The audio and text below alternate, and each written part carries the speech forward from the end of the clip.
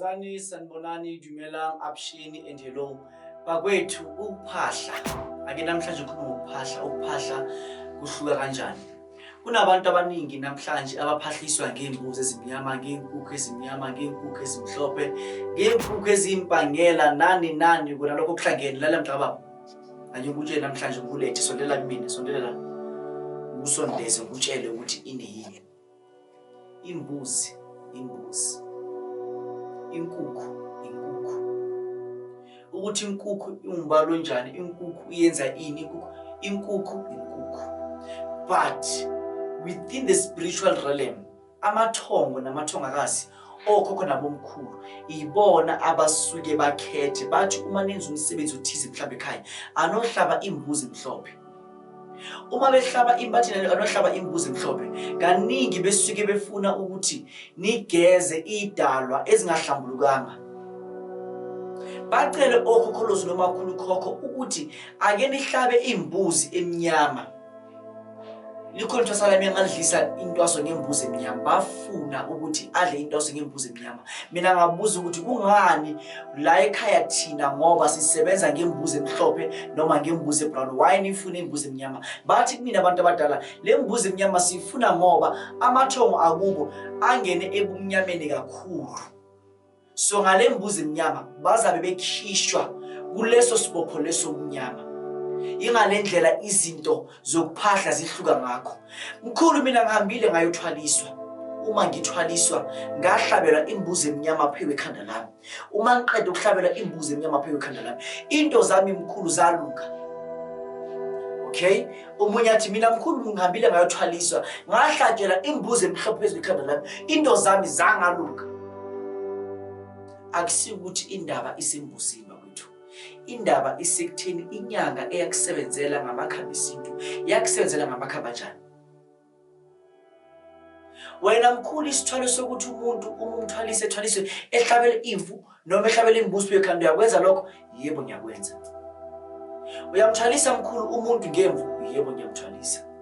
Uyamthwalisa mkhulu umuntu ngembuzi? Yebo ngiyamthwalisa. Uyamthwalisa mkhulu umuntu ngenkukhu ebomvu? Yebo ngiyamthwalisa. Nginesithwalo mina engisenzela abantu esibizwa ngemfihlo. Imfihlo ngiyenzela umuntu ngemali engange 30,000 ukuya phezulu. Imfihlo mangiwenzela yona ngikwenza sakhona ngenkukhu ebomvu, iquthe libovu noma ngempangela. Ngizofika ukuhlabele inkukhu lapha ekhanda lakho. Ngizokenzela abantu abathanda ukuthi babekhoma bazwiwe bathandiwe babonakala. Uma nguhlabela inkukhu lapha ekhanda lakho bese kunento kuzoyikhipha ngaphakathi ezokuhlisa yona. Le nto leyo ifika ihlale nawe la ngaphakathi. By the time you die uzofa nale nto le ihleli ngaphakathi wena. So mkhulu uma umuntu ethi kimi ngigeze ngenkukhu emnyama into zami zizolunga, ngigeze ngayo. Uma ngidakaba bakusho izwi lakho ukuthi geza ngayo. Mkhulu mina ngiyasala inkukhu emnyama ngizwani nayo, ungagezi ngayo ukuthi inkukhu emnyama ngizwani nayo. Mkhulu inkukhu emnyama yalikhipha ibhadi? Yebo yalikhipha. Uma kuyinkukhu emhlophe mkhulu nenkukhu emnyama yiphi inkukhu ekwazi ukukhipha ibhadi? Inkukhu eshaya ibhadi more than zonke izinto emhlabeni inkukhu yasekhaya. Why mkhulu inkukhu yasekhaya bakwethu? Before kuba nenkukhu emhlophe lezi ngomshini inkukhu lezi mhlophe. Before inkukhu lezi mhlophe ziba khona, le nkukhu lezi zamanje ngemishini before ziba khona bekube abantu begezwa ngani? Abogogo babadala okhokho nomkhulu abadala bebegeza abantu ngani? Ngiyabuza. Beyafuna inkukhu emhlophe belungu? Befuna inkukhu enjani? Befuna inkukhu yesintu bekusebenze ngayo.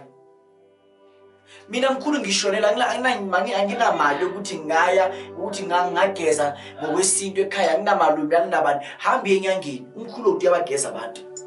Mina ngiyageza umshonelo. Ngiyageza ngokusebenza umshonelo.